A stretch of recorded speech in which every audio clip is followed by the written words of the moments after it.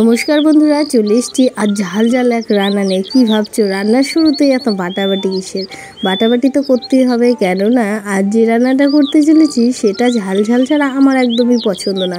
কার কেমন পছন্দ সেটা তো জানি না, তো দেখতে থাকো ভিডিওটা স্কিপ না করে। দেখতেই পাচ্ছো প্রথমেই কিছু কিন্তু মশলা আমি বেটে নিয়েছি। এখানে লঙ্কা বাটাটাই তোমাদের দেখালাম। তারপর এদিকে আবার কড়া বসিয়ে দিয়ে দেবো কিন্তু আমি সরিষার কিছুটা তেল। তেলের মাত্রাটা দেখে হয়তো বুঝিয়ে যাচ্ছ আজ কী রান্না করছি। হ্যাঁ, আজ করছি কিন্তু ঝাল ঝাল চিকেন কষা।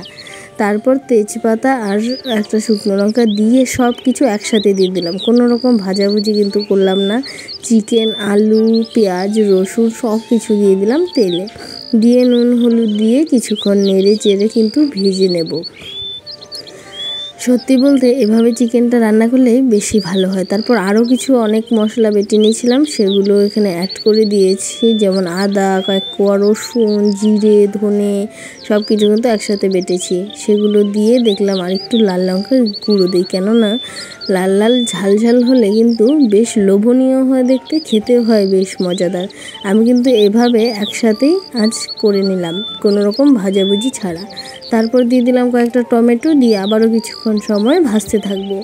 অনেকক্ষণ সময় ভাজতে থাকবো, যতক্ষণ না একদম চিকেনটা ভাজা ভাজা হয়ে যাচ্ছে। এখানে কিন্তু দেখেই বেশ লোভ লাগছে, তাই না? তারপর কিন্তু সামান্য একটু রেখেও দিয়েছি, আমার কিন্তু এভাবে কষা খেতে বেশ ভালো লাগে। তারপর দিয়ে দেবো পরিমাণ মতো ঝোল। এটা ছিল দেশি মুরগি।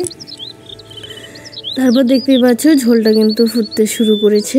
যখন সাইডে ফেনাগুলো সরে সরে গিয়ে কালচে কালার ধরবে, তখন কিন্তু আমাদের ঝোলটা হয়ে যাবে। তারপর দিয়ে দিলাম গরম মশলা। এখানে কিন্তু আমি বেটে নিয়েছি, গুঁড়ো কোনো রকম মশলাই অ্যাড করি না, আমার ভালো লাগে না। তারপর নামিয়ে নিলেই রেডি।